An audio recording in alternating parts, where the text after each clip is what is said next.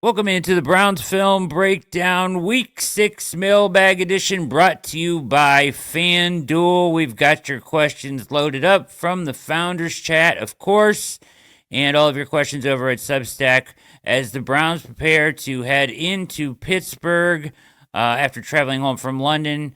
We'll touch on the injury situation around this game. Not much there for the Browns side, a little bit on the Pittsburgh side. We'll hit on that, but then mainly focus in on your questions and knocking those out for you in a Week 6 Mailbag Browns Film Breakdown brought to you by FanDuel. Here we go. Welcome into a brand new Browns Film Breakdown, Week 6 Mailbag Edition. As we prepare for the Browns to go to Pittsburgh, which is always an ominous trip over to the Pittsburgh Steelers, where they not had very much success since I think 2003, Jake. I think that's right. Yeah, some people will get offended about the playoff game, and I understand that, but I think again, it's Pittsburgh Stadium is tough because that crowd is brutal and they get going and renegade and all that goofiness that annoys me so much. But it's that game didn't have full fans in the stands, and they have yet to make one of those games happen on the road. It's wild. Somebody would have let you have a bet back in 2020 or 2003. Hey, the Browns won't win here for like 23 more years. Regular season game, full fans. Yeah. Everything has to be normal. Would you get like 1,000,000 to 1 odds on that? Yeah. Something like that. Pretty wild. It's insane they haven't done it, but we did see I think it's Pony is what they call him in that group, the Andrew Filipponi, I think is his name. Yep. And he tweeted today that there's no way the Steelers lose to the Browns. I can't see a way. It's like, all right, man, you want to just tempt fate? That's fine. Yeah. Please do. I understand the confidence, but you want to tempt fate, do your thing. It does have that vibe of like no one is taking the Browns very serious in this game. Mm-hmm. Pittsburgh's a little full of themselves coming off the bye, looking at the Browns losing to the same team they just beat. I'm just saying, tilting my head sideways a little bit on this. Yeah, I like it. All right. Anyway, so injury report stuff. Browns are looking pretty good. Obviously, we have the trades to deal with. Schwartz talked a little bit today that he's gotten players ready, and faster than this. As far as Tyson Campbell goes, he was like, "Yeah, we've gotten guys ready quicker than this to play." But he also practicing today too. Yeah. So. And but he also did talk up Dom Jones quite a bit, which is awesome. Makes Browns Film Breakdown folks happy. We would like to see some Dom Jones. Yeah, he kind of unprovoked compliments, excessive compliments. So yeah, we'll see. I'm interested, man. Yeah, I'm interested too. We'll see how that goes. But as far as the Browns go at practice, the only DNP was DeMonte Casey with an illness. So everybody else limited or full participant. So that's good. On the Steelers side, it remains the same. Jalen Ramsey did not participate, and Calvin Austin did not participate. So they may not play. Not trending well for either of those guys. And I also think Pittsburgh might, I don't know who they have after the Browns, but there's probably a chance they feel like this is a spot you can get, based on the attitude of some people around it. Maybe they think this is a spot for a 2-week bye for some of these guys. Yeah. Who need to get right physically. So something to consider. Yeah, very much could be the attitude. So let's pivot here. Let's get to the mailbag. Let's dive right in as we've got your guys' questions. As usual, they're very astute, well thought out questions from our fans. We will start, as usual, in the Founders Chat with Artie Peshaman. Is the defense's home versus away performance gap typical, Jake? Typical. I can't speak for other, a bunch of other teams, but when you think of all the advantages you have at home, crowd noise, snap count, recognition, right? Like, the environment, the every part of like the backdrop, what quarterbacks are seeing, what the other team is seeing. There's just a lot of baked in advantages that are there for the offense. So I don't think it's crazy that the Browns would be better on their home turf. No. Where they, kind of have been thriving for the last 3 or 4 years now versus on the road. So I would say yes is the answer to that without any hard data on it. We could certainly do something on this. It's probably worth doing because even when they were best in 2023, there were some of these home road performance issues, right? So I agree that's something to think about. Maybe we'll put that in the opening drive here soon. I'll do a little research on that and see if the Browns are that wide of a gap significantly between home and road performances. Real quick, I want to update. They go to Cincinnati, the Steelers do next week after the Browns. Then they get 3 straight tough ones. So they get home for Green Bay, home for the Colts, and then at LA Chargers. So yeah, I think the Steelers could be viewing it a little bit of that way. But yeah. I want to update that. Point. But yeah, it's a good question. I understand home road splits. There's just some very simple stuff that is logical for why that would be the case, but perhaps the Browns are really wide outlier on this. I don't know. We'll have to check. Yeah, absolutely. Really good question from Brian Cassidy next. Would you rather have a top 5 lockdown defense that forces a lot of kicks but hardly gets turnovers, or a top 15 okay to average defense that gets a lot of turnovers? Good question. The sustainability of defense year over year is a hotly debated thing, right? There's always the people that will, and it's mostly data folks, and I'm not saying they're wrong, but there's the idea that getting a quality offense has more proven year to year sustainability than defense, where the variables can lead you off the path a little bit. I don't think there's a wrong answer for this, right? Yeah. Like if you are middle of the road defensively, but you get a lot of turnovers, a healthy amount of turnovers, if your offense is taking care of the ball, yeah, that's a spot you can really be good. But if you're a defense that creates turnovers, doesn't get a ton of third down stops, has trouble getting off the field, and your offense isn't very good, so it's all part of complementary ball. I guess I think I'd prefer a defense that's able to get consistent stops because turnovers are year to year or even week to week, man, hard to be like we create turnovers and we know we're going to get them because you don't really control that outcome.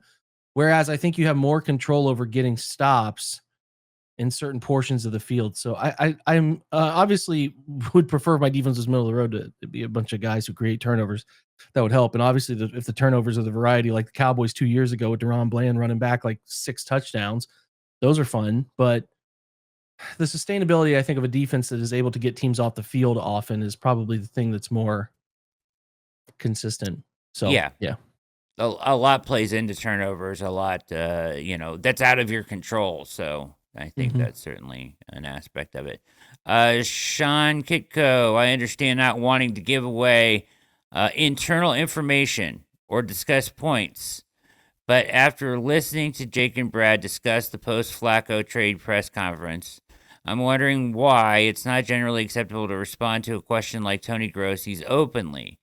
In a world where the team is publishing the press conference themselves and the fans have full access to the context, why do you think the staff and front offices feel the need to beat around the bush and protect the beat writers' feelings? I don't know if it's so much to protect the beat writers' feelings so much as I think it is to protect their perceived intentions, to protect how the players feel like they're being this stuff, like as far as maybe being thrown under the bus.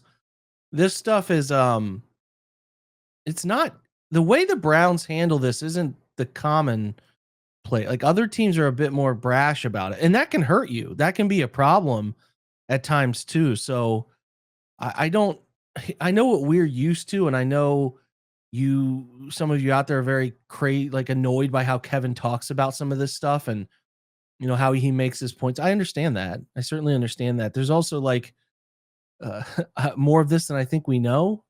Hugh Jackson used to say, "What gotta watch a tape." Like he didn't do much of that. This is the whole thing. Sometimes guys do get called out. I think it's probably more popular at the college level where the college coaches feel very empowered by their position to stand up, call questions out.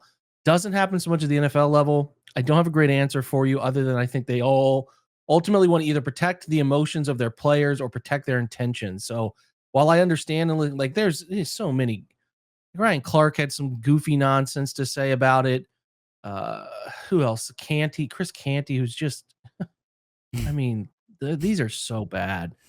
Where it's like, if you think the Browns, who are the most quarterback desperate team ever, ever, ever, are running out of their way to screw over Shedeur Sanders, you need to be checked into somewhere, because that's just nonsense. Like, what are you talking about? If Shedeur was blowing the doors off of practices and meetings and all that, like nobody would be a bigger winner than the Browns getting him in the 5th round. Like, they want that.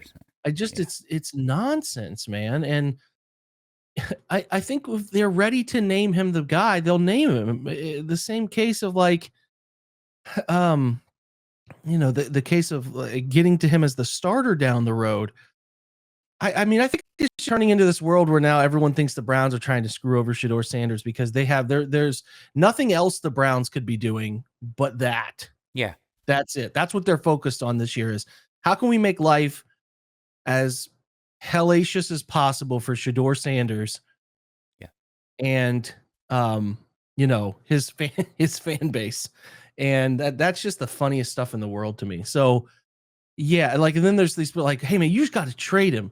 Oh, the same NFL that didn't want him. Some team now wants to give up an asset for him. Yep. Right. Okay. Got it. Just this one, make sure we're all on the same page about this. So it's pretty wild. I don't know what the original question was. I think it was about answering, like, if people wanted him to come out and say Shedeur is the backup. Well, when they're ready to do that, they will. That's it. Yeah. They will. And the whole playing your cards close to the vest. I know it's annoying for some fans, but I think it's the right, personally, in my personal opinion, it's the right way to approach it as a head coach. I don't think you should be wildly open.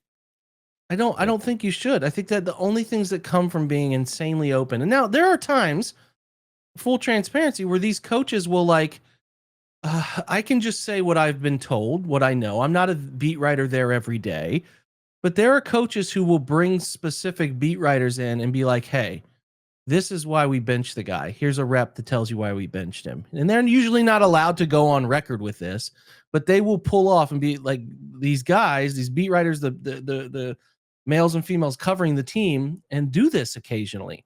Hey, this is off the record. I don't want you to write it. You're not going to write it. But this is what happened. This is how it went. So here's why we're doing it the way we're doing it. That happens. Okay. Yeah. I know it does for a fact. It happens.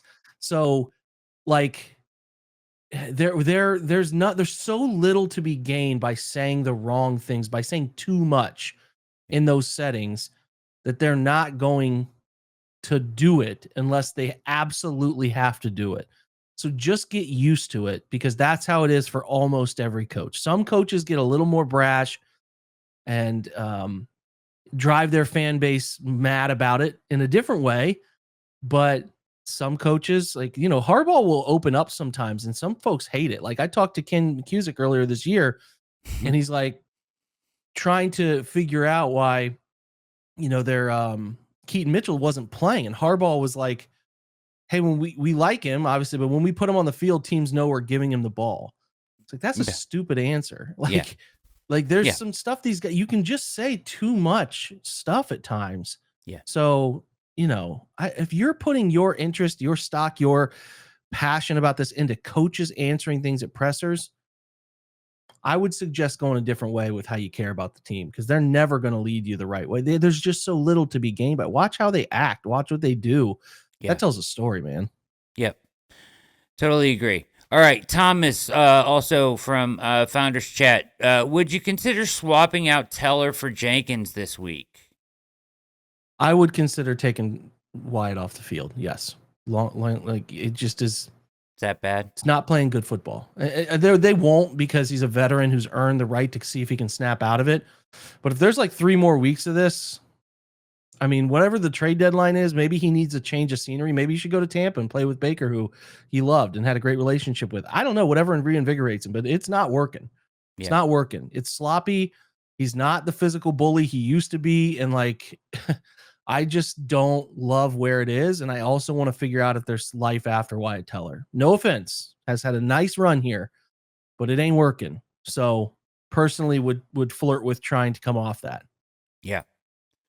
I would like to just see what Jenkins has at this point too. I want to see Zenter. I'd like to see the pups at some point. Yeah. If this group outside of Batonio, who's earned the right to leave that position when he feels like he's done with the league. Other than that, I'd like to see Whippler. I'd like to see Zenter. I'd like to see Jenkins. There's a whole bunch of them I'd like to see. Because this is not the group that you're going to see here next year, not by any stretch. All right. Marty is asking about timeouts again. Do you agree with Stefanski calling timeout twice at the end of the game to conserve time? And yes. I also don't, again, quickly reiterate, it's not a wrong answer to this. If you didn't like it, I understand why you didn't like it. I don't know that there's a giant heap of data that says you got to go about it one way. He trusted his defense. I think he would do it again. He has said that. I believed in him trusting his defense at that point. Even though that drive, they were leaky and it wasn't promising, it gets to 3rd and 4. I want to trust this defense. That's the world I want them to live in this year. We've talked about it all offseason. Trust the defense, call timeouts, save yourself 45, 50 seconds to go win it on your end. That's it. That's how I feel. That's not, I'm not going to come off that, because that to me is still believing in your team to get the job done and saving your offense. Although the offense isn't good, I get it, but you want them to believe they can go kick a field goal of their own to win the game. So yeah, that's where I'm at. All right. Ryan Knopfel, what's the biggest difference between number 1 and number 2 for Dylan?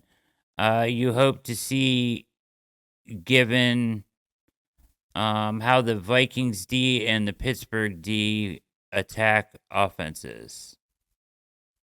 They're blitz teams. I was talking to Faribault about this, Nick, who we had for Behind Enemy Lines. They're similar blitz teams. They like to rotate coverage. They like to move coverage. Now, down Jalen Ramsey, we'll see, right? But I don't think they'll be afraid to play man. The Vikings weren't afraid to play man.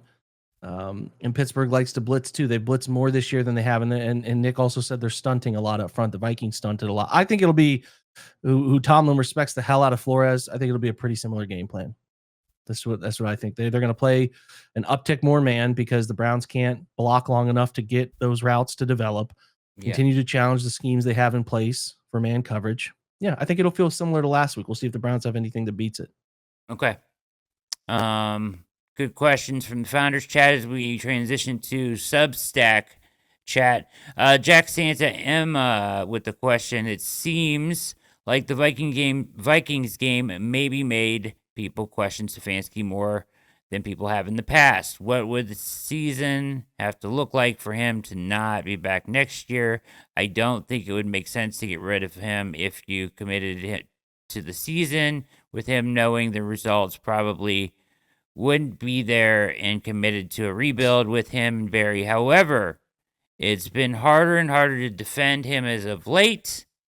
I get the circumstances haven't been ideal, but 4-18 in the last 22 is hard to look at or look past, and also not being able to put up 20 points a game when I watch KOC do it. I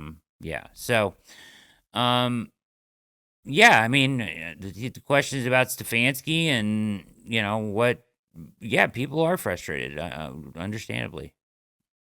I think if they go something like 4-13 or 3-14 again, you start to have to ask yourself, we are at that point over the course of the last 2 seasons, 6-28 or 7-27.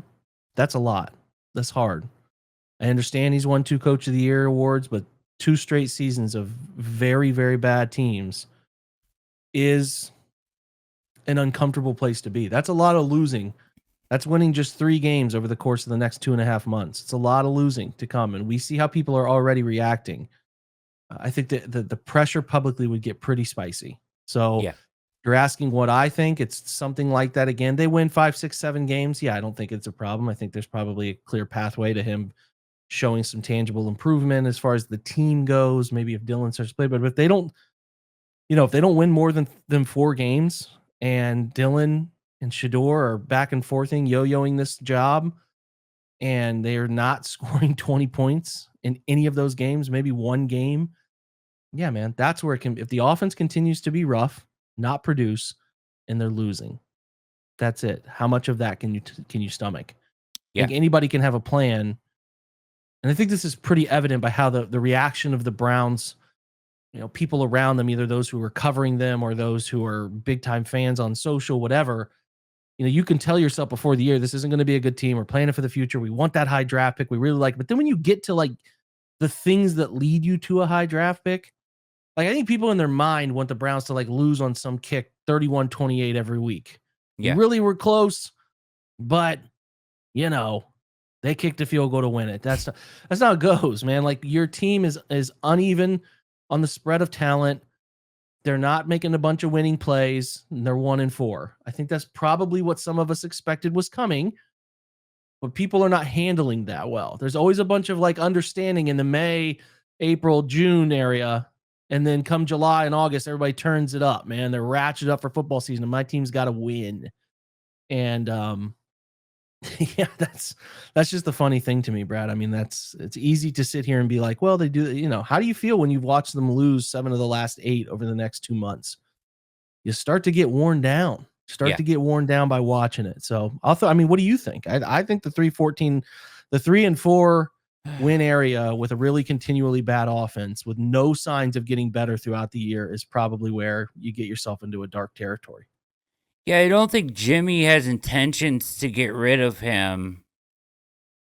I think he wants him and Andrew to see this through into next season.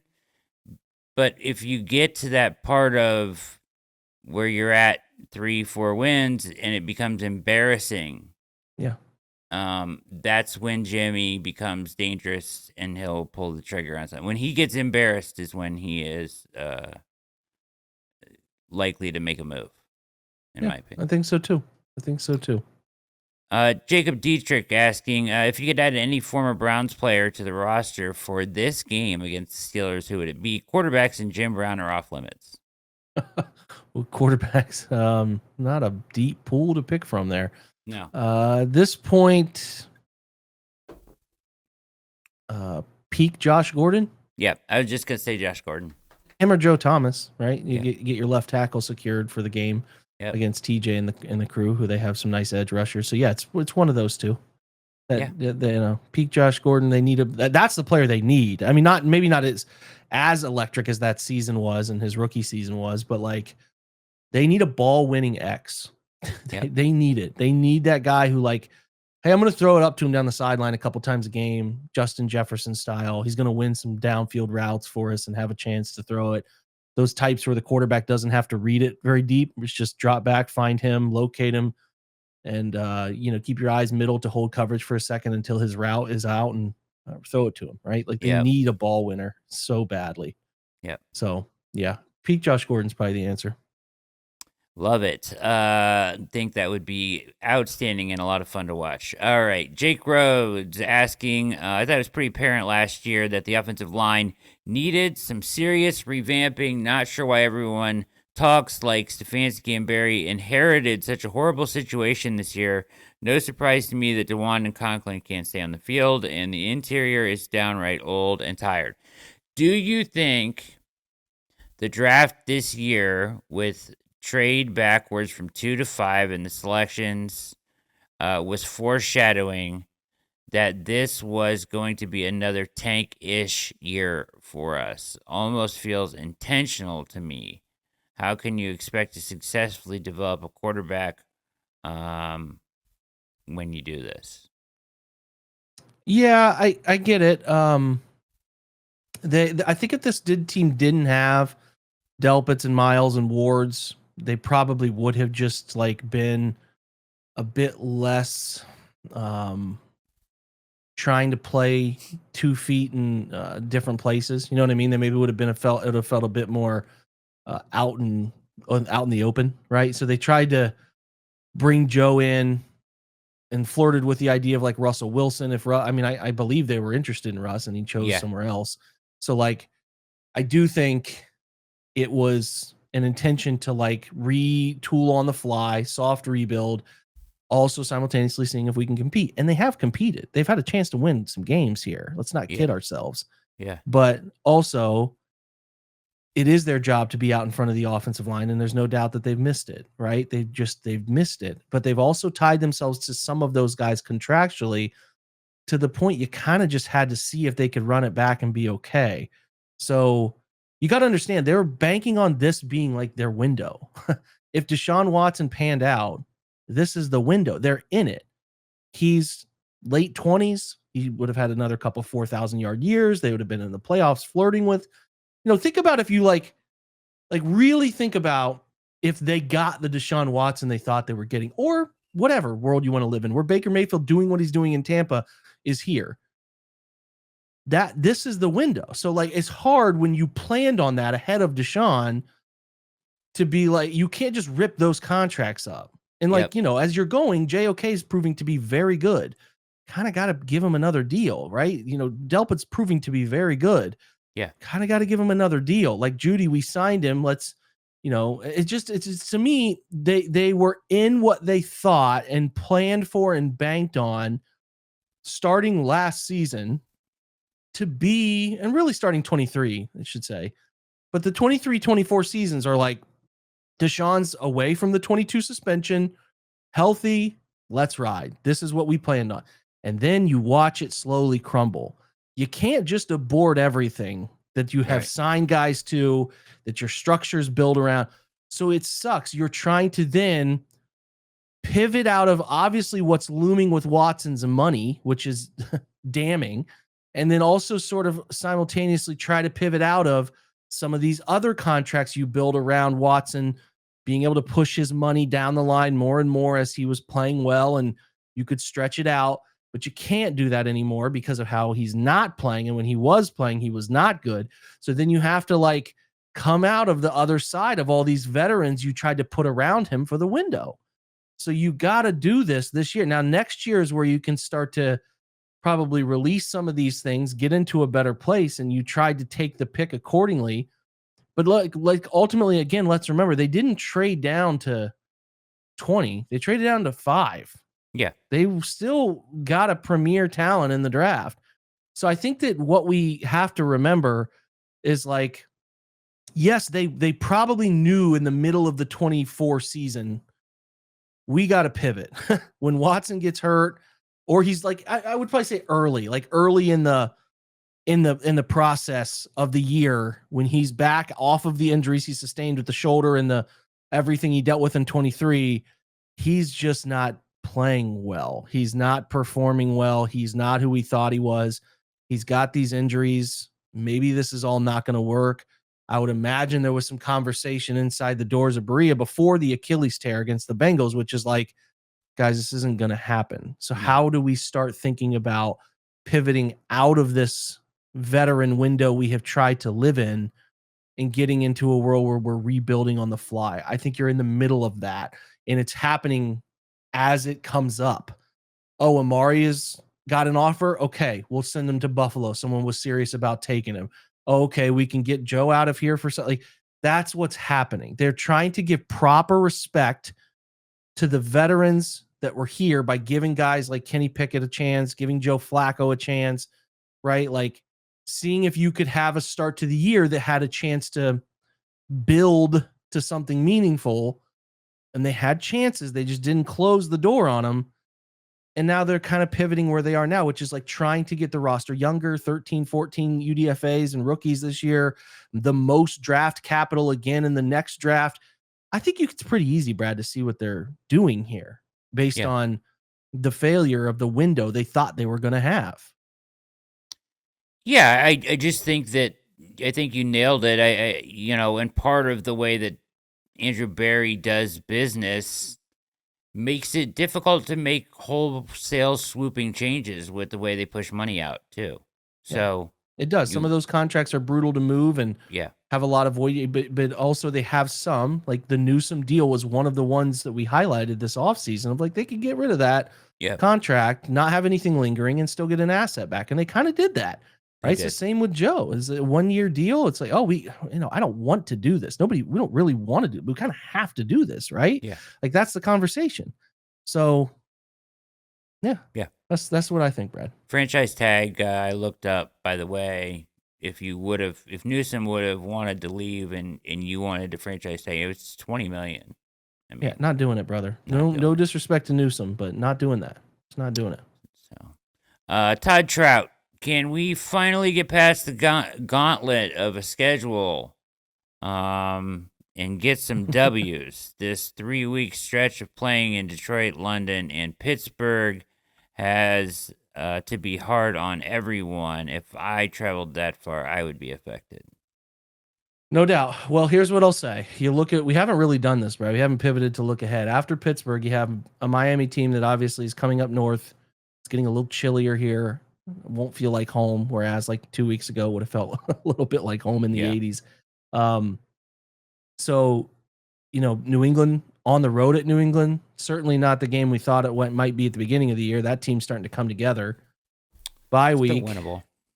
It is winnable, but they're not bad, is my point, where like that team's no different than Minnesota, probably no different than the Bengals when they played the Bengals with a healthy Burrow. Yep. And you're on the road too, which is a tough place to play there. Then you go on the road to the Jets, who have this game circled with the Browns as the one they think they can win to get off the schneid if they don't before. You're probably going to have Lamar back by the next matchup on the 16th. So that'll be a better version of the Ravens than they are right now. Not that they're going to be good. Who knows where their injuries will be in like, what are we, October, 10th, 9th, 10th when you're listening to this? That's November 16th. That's a month of recovery for a really beat up team. So you're right, Brad. Of course, that's the scenario. The Raiders, not a good team, good chance to win, but you're on the road again. Defense doesn't play as well on the road, it seems. We'll see. Then you get San Francisco at home, a team very beat up right now, not maybe in a month and a half when they come to Cleveland. Titans are bad. Bears are coming along, not good, but not bad. And then you get Buffalo, Pittsburgh, close on the road at Cincy. Yep. I see at a maximum 4 or 5 wins there. Yep. That's it. That's the number I'm kind of at. But they could surprise. I don't know. I'm just saying, like, perceptionally, this is what it looks like. This win this weekend, if they got it, would launch them, I think, in a confidence way that you could get 2 in a row with Miami coming to Cleveland, then, just toss it out in New England, see what happens, roll the football out, play hard, right? Yeah. But I think how they perform this weekend is going to tell a real story. I mean, about how serious they are about trying to get this thing turned around and get it moving in the direction of wins. But I will also ask, do you want to win 7, 8 games? Do you want that? Because I know it's so hard. It is tough, man, because then you're, thinking to yourself, hey, we won 5 games, 6 games, and Dante Moore went 3 picks in front of us, and this guy's really good, or Mendoza, whatever. So, and I think we can agree, Brad, that while on the surface, and this could be the case, they love a quarterback, they got to have him no matter what, et cetera, et cetera. They need to draft premium talent. And this pick from the Jags, who knows where it will be, probably in the early to mid 20s. It's hard to be like that. We're throwing that away to move up for a quarterback, because and that's fine. If they find the guy, then that's never a problem. But I'm just saying, like, they're in a position where they could really using that versus some other teams that are stockpiled with first round picks they've had for a decade and don't, maybe it's more of a foregone conclusion that they could tight end, right? They're trying to make up for lost picks. So I don't know, something to think about. No, absolutely.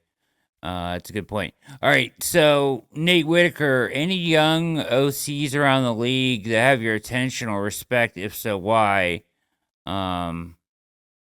This is where I'm at on the season as a fan, and I suspect I'm not alone. LOL. Probably not. Joe Brady in Buffalo's good. Kubiak's having another good year. I mean, if you want to believe he's able to do this at a higher level than Kevin is. The offensive line coach, well, I think he's the offensive coordinator now for the Cowboys, is doing a great job. Don't know his name off the top of my head, but their run game is really good.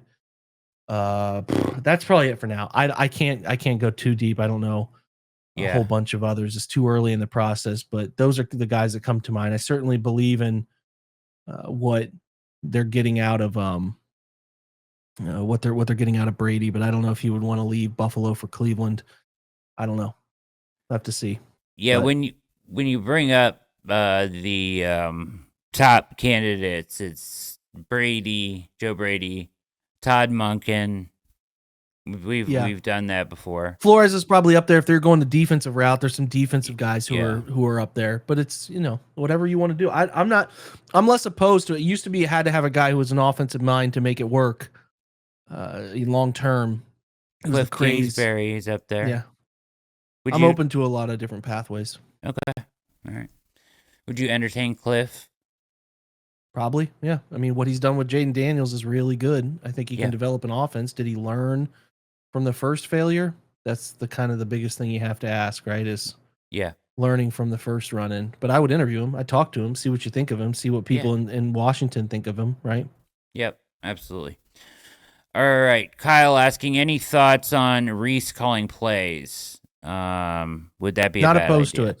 Not opposed to it. I think the way this is going, you're all hands on deck fixing the offense. I don't think Kevin will do it again, but I wouldn't be opposed to it. Put it that way. Okay. All right, interesting. Nate also asking, this raises, that was Kyle. Nate Whitaker coming back for another question off of Kyle's. This raises another good question. You commented many times in all 22 reviews how uninspired routes and play design can be at times, along with bad sequencing. Is that a Kevin problem or a Reese with a weekly game planning problem? Good question.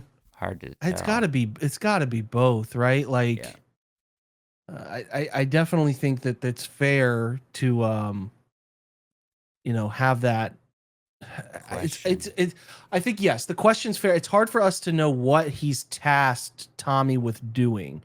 If Tommy, hey man, you're in charge of all of motion application to schemes that we use, and let's bake that in. You're in charge of third and long. Because Kevin's calling the plays. What type of responsibility does he have inside of the role? And it's hard to totally gauge. It is, but we have to look at them and kind of blame all of them. It's hard to separate them, right, Brad? So it's like, I think you gotta, at least in my opinion, they all hold a role in it. They're all accountable for what the failure is right now, because there's no way Kevin could be so self-absorbed. I can't totally speak to it. I don't know Kevin personally, but there's just no way you could be struggling to score at the rate they're struggling to score. And if somebody has some ideas, you would tell them like, absolutely not. Right. Like, I just don't think that would happen. So, and they're always talking about what a collaborative effort everything is. And so with that in mind, I mean, right.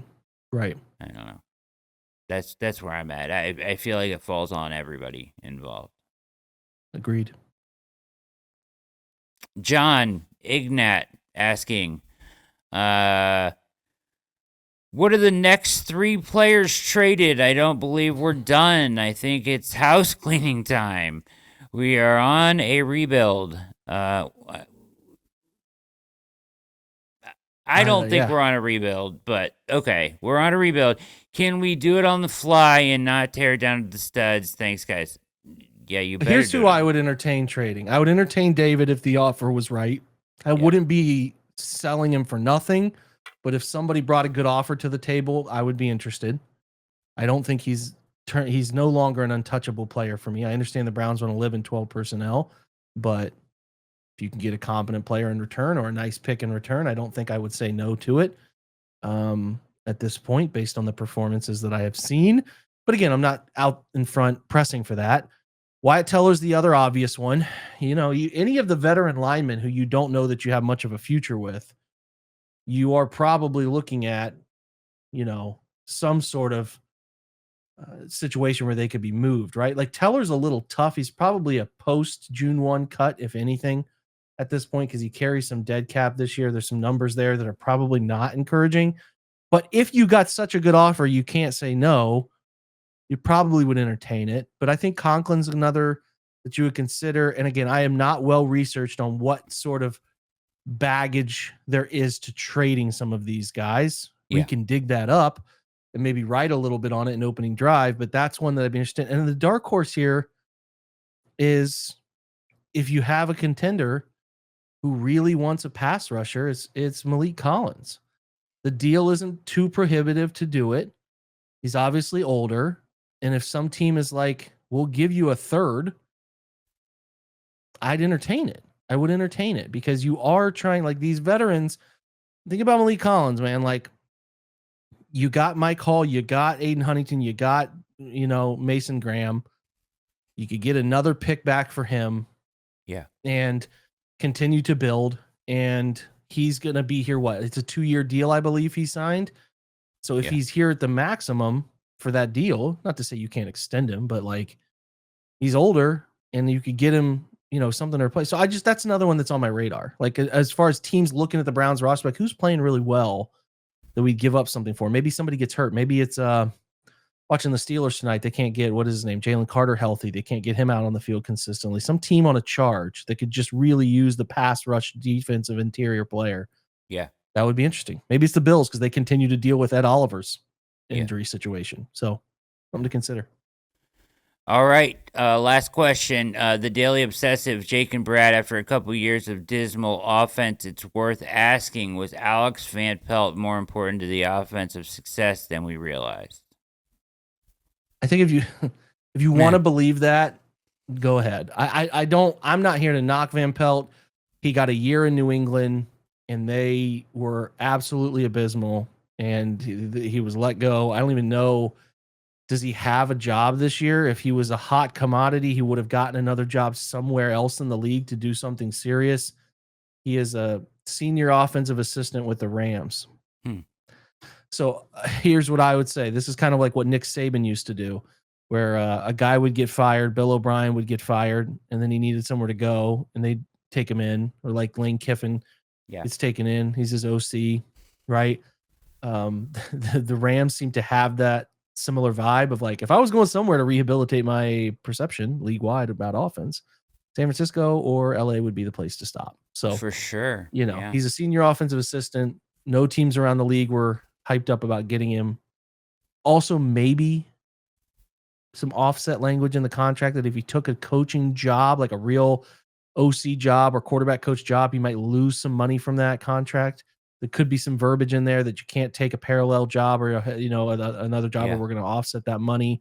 So you have to take something with the label of like an offensive assistant instead of a positional coach or something. Yeah. So I want to be delicate there. It's not to say some team might not have been interested wholeheartedly or wanted him, but he also had to think about the money because the league is, who knows how long your opportunity is to be there. But that's where I'll leave it. I think if you want to believe Alex Van Pelt was it, I'm more inclined to think it's Bill Callahan that had a really big role in development of these guys up front, the run game week to week, adjustments on the fly. It's probably it for me. That's where I'm at with it. But I fully agree. Like you saw it in his ability to get a guy ready to play 1 week.